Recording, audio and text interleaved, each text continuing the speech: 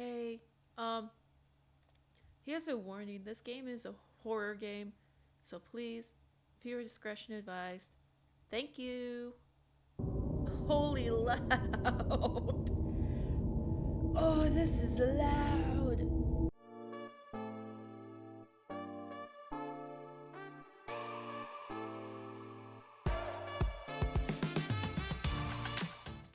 Anyways, yes, this game is called Dagon? Dagon? It's based off of the H.P. Lovecraft, which I'm gonna be honest, I know about the work. I just have not gotten around to checking it out. But I know a lot of cool stuff came from it, so I want to give it a try. We are gonna turn this down. Oh my god. This is supposed to be very short. Short, sweet, to the point. Here we go. Dagon is a faithful and interactive adaptation of H.P. Lovecraft's work focused on story and atmosphere. You will not find difficult choices, action sequences, or inventory management here, and movement is limited to progressing through locations along with the plot. Ooh! So it is short and sweet. I am writing this under an appreciable mental strain, since by tonight I shall be no more. Oh god. There is motion blur. Why is there... What? Okay. Why do games always put motion blur?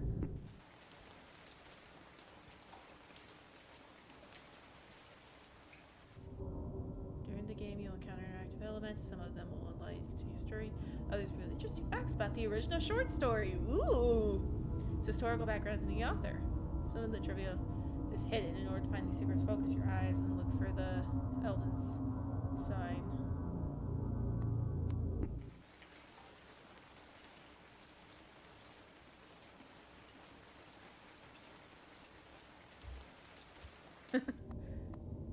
This new mouse is freaking fucking me up.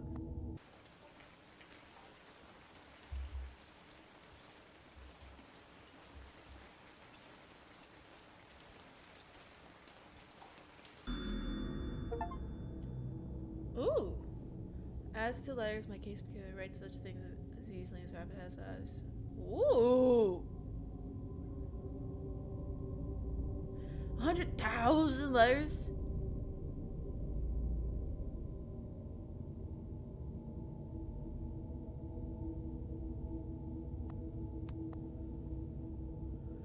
The trivia, or go back to them later in the main menu. Turn off displaying trivia if you find the features affecting the story. This can be changed in the options.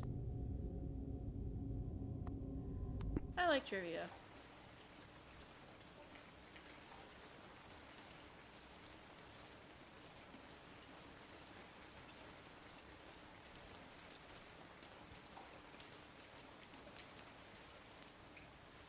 Penniless, and at the end of my supply of the drug which alone makes life endurable, I can bear the torture no longer, and shall cast myself from this garret window into the squalid street below. No. Don't do that. Do not think from my slavery to morphine that I am a weakling or a degenerate. When you have read these hastily scrawled pages, you may guess, though never fully realize, why it is that I must have forgetfulness or death. Okay, here's a PSA for everyone who gets like those mice with like the little ball on it. You're gonna have to put your game camera sensitivity like really down.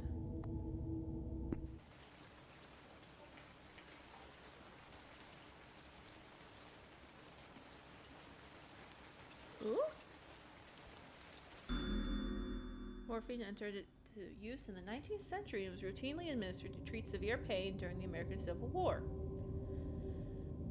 Sold without restrictions until 1914. More popular after the invention of the hypodermic syringe around 1854. The first isolated subs originally named it morphium, after Morpheus, the Greek god associated with dreams. At the time when Dagon was published, morphine abuse, known as soldier's disease, already posed a big problem in the United States. Oh, this is making the inner history nerd obsessed.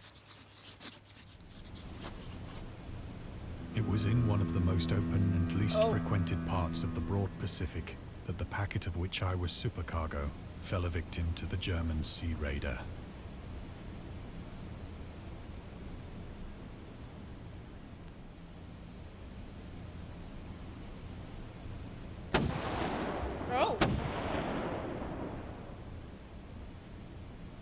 The Great War was then at its very beginning, and the ocean forces of the Hun had not completely sunk to their later degradation. So that our vessel was made a legitimate prize, whilst we of her crew were treated with all the fairness and consideration due us as naval prisoners.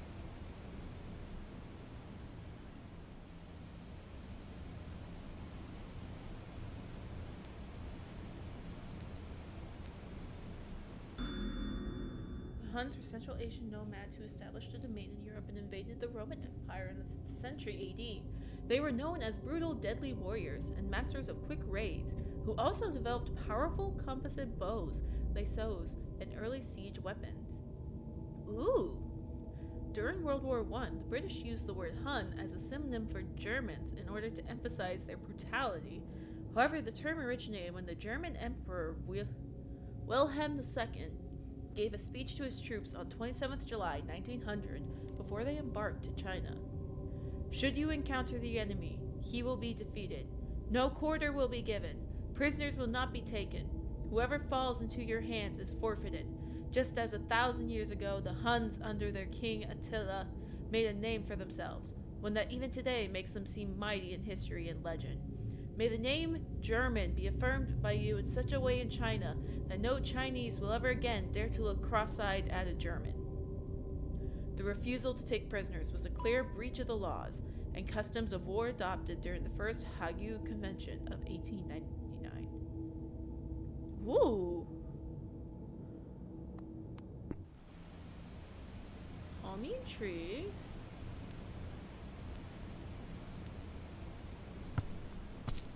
Oh, we're walking.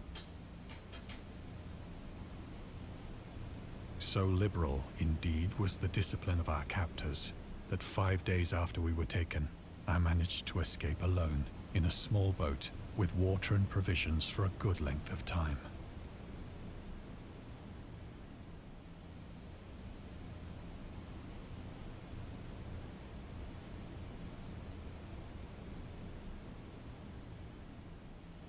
I'm searching for secrets. Sadly, there was none. Ah! When I finally found myself adrift and free, I had but little idea of my surroundings. Never a competent navigator, I could only guess vaguely by the sun and stars that I was somewhat south of the equator.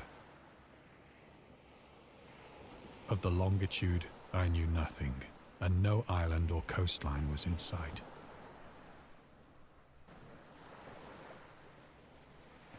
I keep hearing sounds.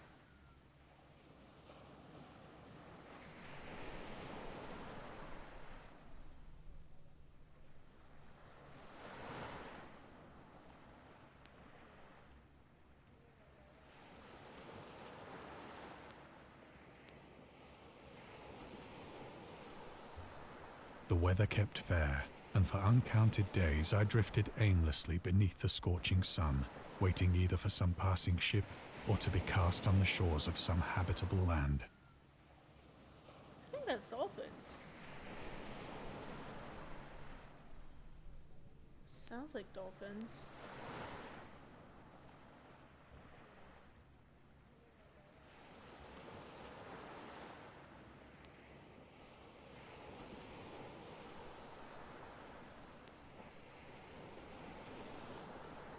But neither ship nor land appeared, and I began to despair in my solitude upon the heaving vastness of unbroken blue. Uh-oh. The change happened whilst I slept. Its details I shall never know. For my slumber, though troubled and dream-infested, was continuous. What? Oh!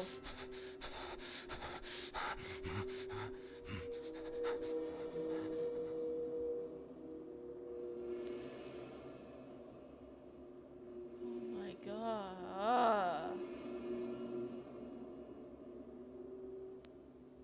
When at last I awoke, it was to discover myself half sucked into a slimy expanse of hellish black mire, which extended about me in monotonous undulations as far as I could see, You sure you're awake? I think you're still dreaming. and in which my boat lay grounded some distance away. Oh, that's the boat! Though one might well imagine that my first sensation would be of wonder at so prodigious and unexpected a transformation of scenery, I was in reality more horrified than astonished. For there was in the air, and in the rotting soil, a sinister quality which chilled me to the very core. The region was putrid with the carcasses of decaying fish, and of other, less describable things which I saw protruding from the nasty mud of the unending plain. Ew. Perhaps I should not hope to convey in mere words the unutterable hideousness that can dwell in absolute silence and barren immensity. There was nothing within hearing, and nothing in sight, save a vast reach of black slime. Yet the very completeness of the stillness and the homogeneity of the landscape oppressed me with a nauseating fear. The sun was blazing down from a sky which seemed to me almost black in its cloudless cruelty, as though reflecting the inky marsh beneath my feet.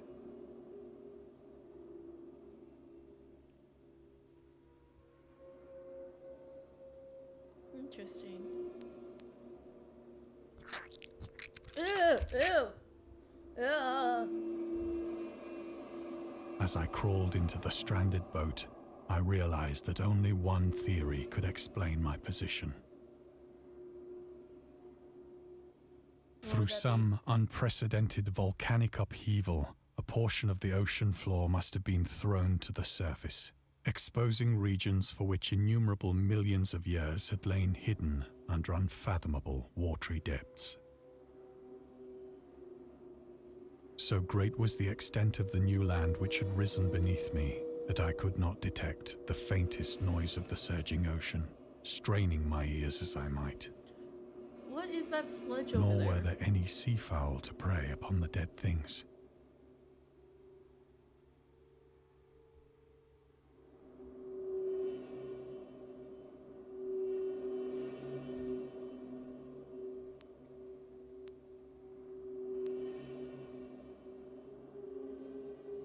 For several hours I sat thinking or brooding in the boat, which lay upon its side and afforded a slight shade as the sun moved across the heavens.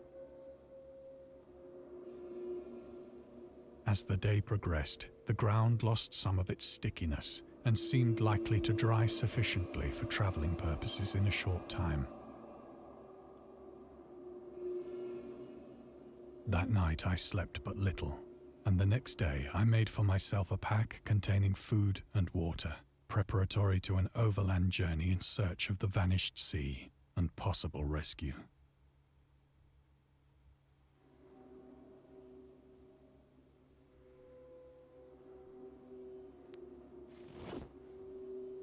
On the third morning, I found the soil dry enough to walk upon with ease. The odor of the fish was maddening, but I was too much concerned with graver things to mind so slight an evil, and set out boldly for an unknown goal.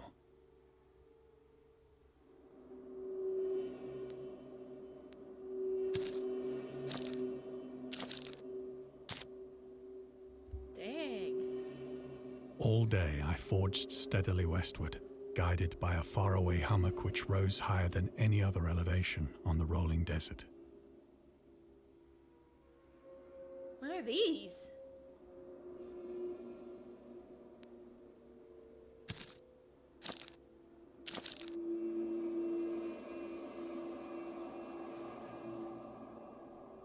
Oh my god. humpback whale. Oh, this is trippy. Wait, no, music, come back. Please. That night, I encamped, and on the following day still travelled toward the hummock, though that object seemed scarcely nearer than when I had first espied it.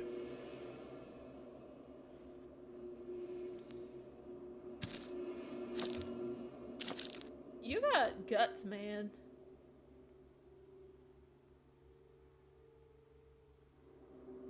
By the fourth evening, I attained the base of the mound, which turned out to be much higher than it had appeared from a distance. An intervening valley setting it out in sharper relief from the general surface. Too weary to ascend, I slept in the shadow of the hill. I know not why my dreams were so wild that night, but ere the waning and fantastically gibbous moon had risen far above the eastern plain, I was awake in a cold perspiration, determined to sleep no more. Such visions as I had experienced were too much for me to endure again. And in the glow of the moon I saw how unwise I had been to travel by day. Without the glare of the parching sun, my journey would have cost me less energy. Oh. Indeed, I now felt quite able to perform the ascent which had deterred me at sunset. Picking up my pack, I started for the crest of the eminence.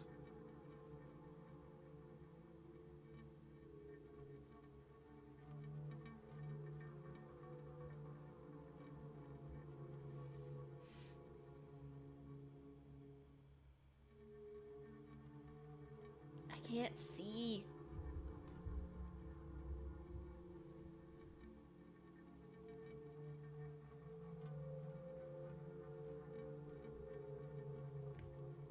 Oh.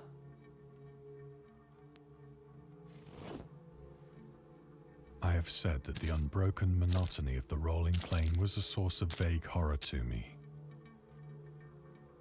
But I think my horror was greater when I gained the summit of the mound and looked down the other side into an immeasurable pit or canyon. Oh. Ah. Whose black recesses the moon had not yet soared high enough to illumine. I felt myself on the edge of the world, peering over the rim into a fathomless chaos of eternal night. Through my terror ran curious reminiscences of Paradise Lost, and of Satan's hideous climb through the unfashioned realms of darkness. Damn. As the moon climbed higher in the sky, I began to see that the slopes of the valley were not quite so perpendicular as I had imagined.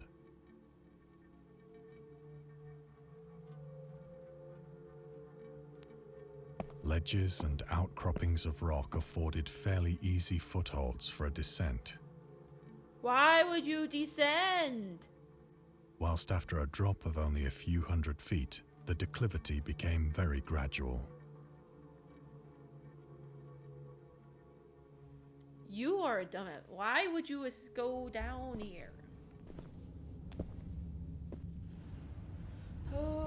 Urged on by an impulse which I cannot definitely analyze, I scrambled with difficulty down the rocks and stood on the gentler slope beneath, gazing into the Stygian deeps, where no light had yet penetrated. All at once, my attention was captured by a vast and singular object on the opposite slope, which rose steeply about 100 yards ahead of me. An object that gleamed whitely in the newly bestowed rays of the ascending moon. What is that?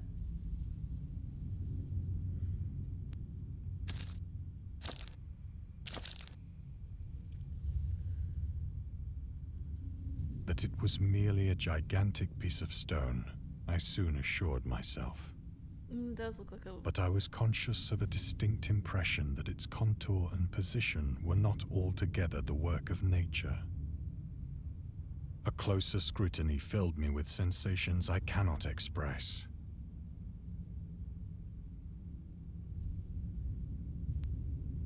for despite its enormous magnitude and its position in an abyss which had yawned at the bottom of the sea since the world was young, I perceived beyond a doubt that the strange object was a well-shaped monolith.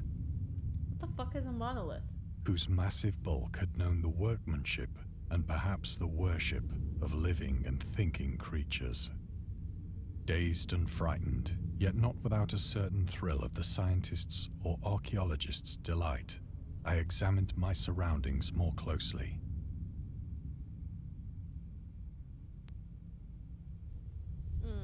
We have to go closer.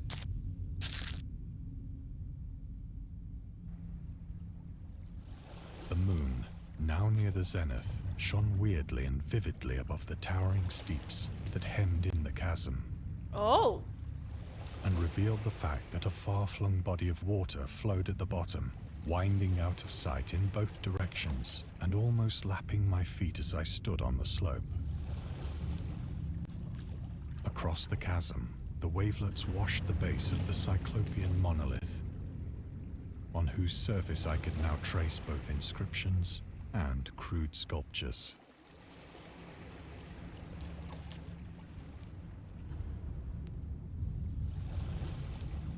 The writing was in a system of hieroglyphics unknown to me and unlike anything I'd ever seen in books.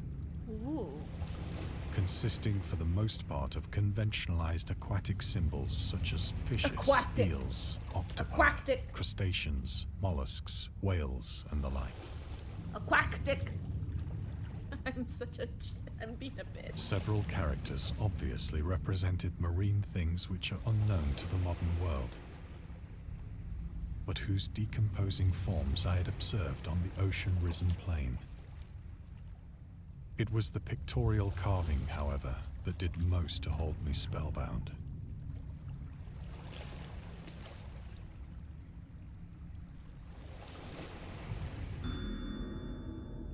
Dagon contains many themes and storytelling methods that Lovecraft developed in his later works, such as telling the story through carvings of the Mountains of Madness, the Nameless Sea, journals and character notes, the Shadow of Time, islands emerging from the ocean, or fictional beings and deities based on real events and mythologies. Migo in the it also considers the origin of the popular Cthulhu mythos. Some of Lovecraft's other stories also conclude in a manner similar to Dagon, but let's skip the details in order not to spoil the ending. Plainly visible across the intervening water on account of their enormous size were an array of bas-reliefs whose subjects would have excited the envy of a doré. I think that these things were supposed to depict men, at least a certain sort of men, though the creatures were shown disporting like fishes in the waters of some marine grotto, or paying homage at some monolithic shrine which appeared to be under the waves as well. Of their faces and forms I dare not speak in detail, for the mere remembrance makes me grow faint. Grotesque beyond the imagination of a Poe or a Bulwer. Oh! They were damnably human in general outline, despite webbed hands and feet, shockingly wide and flabby lips, glassy, bulging eyes, and other features less pleasant to recall. Curiously enough, they seemed to have been chiseled badly out of proportion with their scenic background. For one of the creatures was shown in the act of killing a whale, represented as but little larger than himself. I remarked, as I say, their grotesqueness and strange size, but in a moment decided that they were merely the imaginary gods of some primitive fishing or seafaring tribe. Some tribe whose last descendant had perished eras before the first ancestor of the Piltdown or Neanderthal man was born.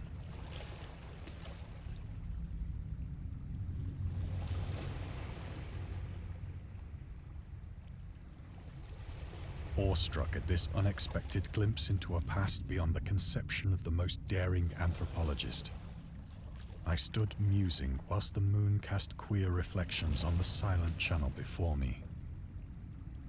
Then, suddenly, I saw it. I don't want to look. With only a slight churning to mark its rise to the surface, the thing slid into view above the dark waters.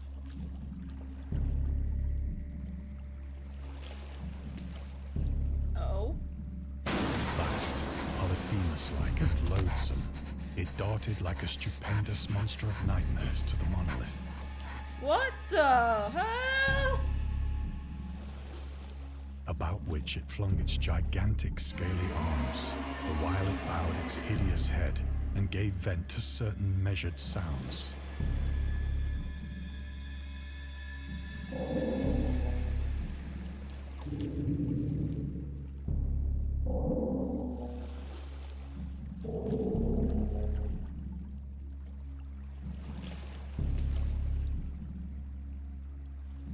I think I went mad then.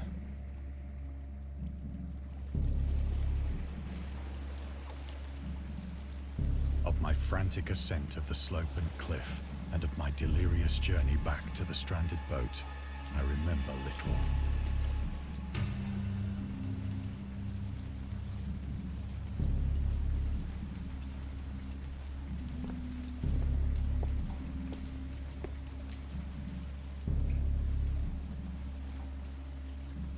I believe I sang a great deal and laughed oddly when I was unable to sing.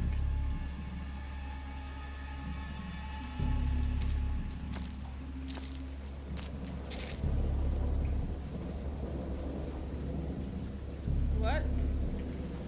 I have indistinct recollections of a great storm sometime after I reached the boat.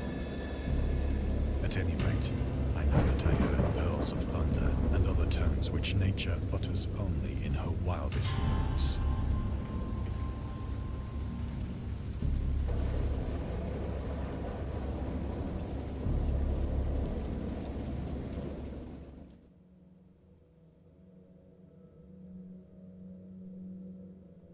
When I came out of the shadows, I was in a San Francisco hospital. Brought thither by the captain of the American ship which had picked up my boat in mid-ocean. Oh. In my delirium, I had said much, but found that my words had been given scant attention. Of any land upheaval in the Pacific, my rescuers knew nothing. Nor did I deem it necessary to insist upon a thing which I knew they could not believe.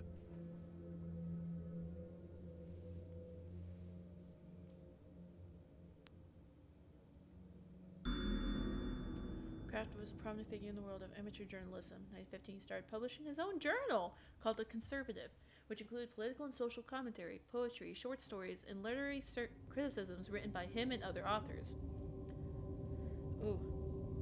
Howard was a skilled wordsmith, but he also took criticisms to heart, which resulted in his decision to step away from writing poetry and concentrate on weird fiction again for the first time since his teenage years. Dagon, published in 1919, is one of the short stories written during that period. In this example excerpt from The Conservative, the master of the horror fiction explains his attitude towards warfare and the idea of world peace. Why any sane human being can believe in the possibility of universal peace is more than the conservative can fathom. Should the entire civilized world agree simultaneously to disarm, one or more nations would undoubtedly retain secret armaments and at the proper time take advantage of their more altruistic and less astute contemporaries in a wild career of conquest against unarmed victims. No country is or ever can be above warfare until the basic impulses of the human animal shall have miraculously changed.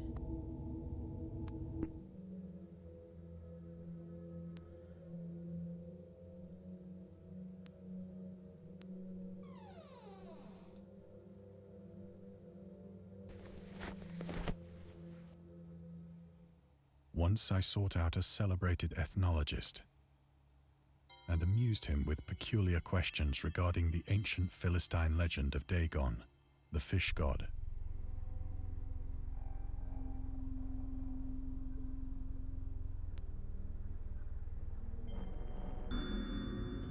Dagon was the main deity of the Philistines, worshipped throughout the Middle East as the ancient god of fertility and crops. In Hebrew, the word Dagon was a common noun for grain. The rulers of Akkad, Mesopotamia, chose him as the patron saint of their war conquests. He also appeared as the judge of the dead in the Assyrian poem and an underworld prison warder in one of the Babylonian texts. He is often mistakenly taken for a fish god due to the wrong interpretation of his name. As in Hebrew, the word dag means fish. In H.P. Lovecraft's works, Dagon is an underwater deity ruling over the deep ones, a humanoid race with fish traits that resides in the oceans. He is worshipped by a secret cult called the Historic Order of Dagon.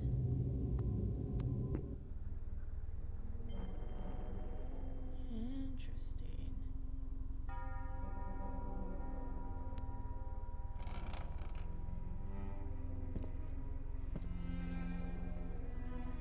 But soon perceiving that he was hopelessly conventional, I did not press my inquiries.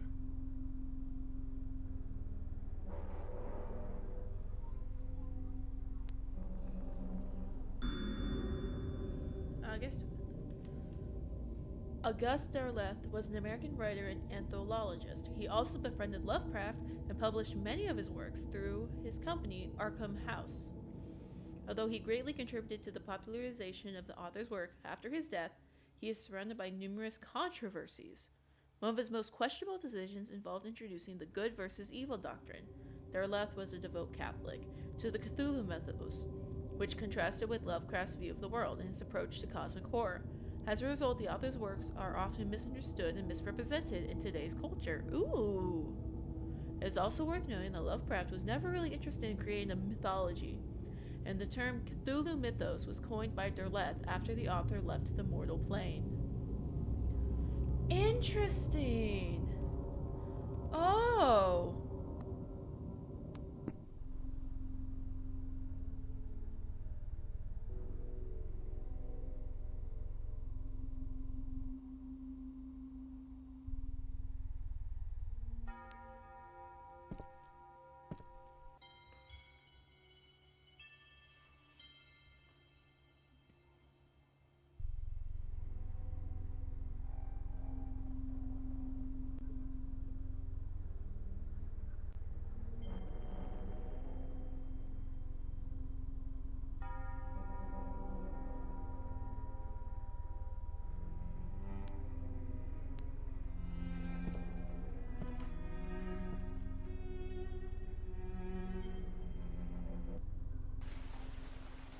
It is at night, especially when the moon is gibbous and waning, that I see the thing.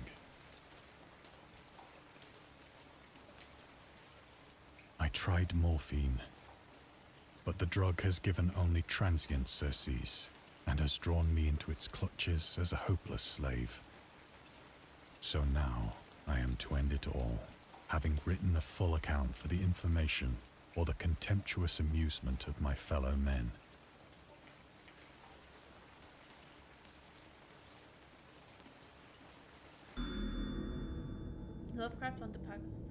Lovecraft hated tobacco. Ooh. Even though he used to smoke when he was 12 in order to look and feel like an adult, his correspondence with friend Reinhard Killheimer, he claims that he quit as soon as he started wearing long pants.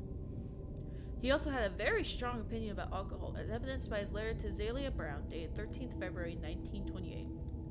As for the matter of drinking, I have never tasted intoxicating liquor and never intend to, having a strong aesthetic disgust at anything which blunts or coarsens the delicate nature, equipoise of the evolved human intellect and imagination. Drinking excited my personal repugnance, hence I don't drink. Let the herd do what they will. I am rather in favor of prohibition, the prohibition of any one antisocial force as well as any other. Source: The Spirit of Resistance, Lovecraft's Letters to Zelia Brown, Reed, Bishop, Craft, Chin. Honestly, I get that. Like, I drink socially. I'm gonna be honest, I drink socially. I'm 22, I can drink. But I despise I've only gotten drunk once and I hated it. The idea of just having no control, no nothing. No.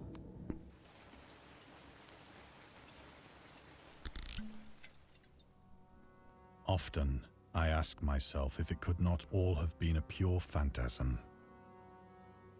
A mere freak of fever as I lay sun-stricken and raving in the open boat, after my escape from the German man of war.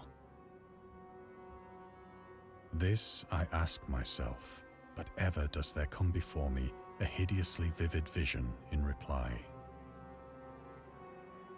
I cannot think of the deep sea without shuddering at the nameless things that may at this very moment be crawling and floundering on its slimy bed, worshipping their ancient stone idols and carving their own detestable likenesses on submarine obelisks of water-soaked granite. I dream of a day when they may rise above the billows to drag down into their reeking talons the remnants of puny, war-exhausted mankind. Of a day when the land shall sink and the dark ocean shall ascend amidst universal pandemonium. Oh.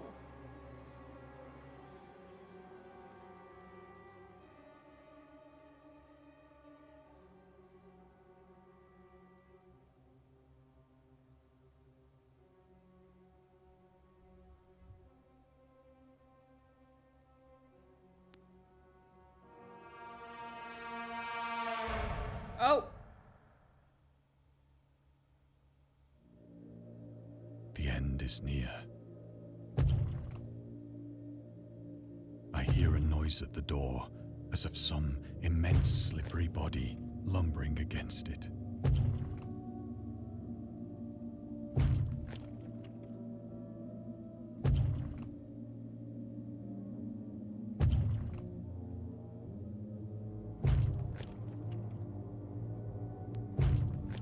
I swear, if it's gonna be a jump scare, I swear. It shall not find me.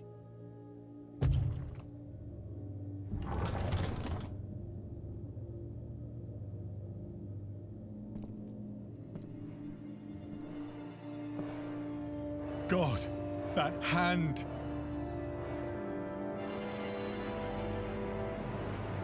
Oh. The window! The window!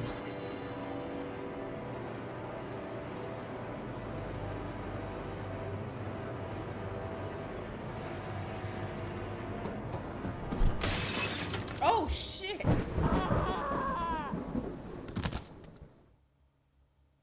Oh!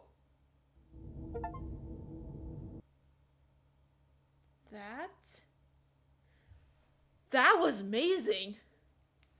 Oh my god! That was... Whoa! That was amazing. Holy... For real, that was insane.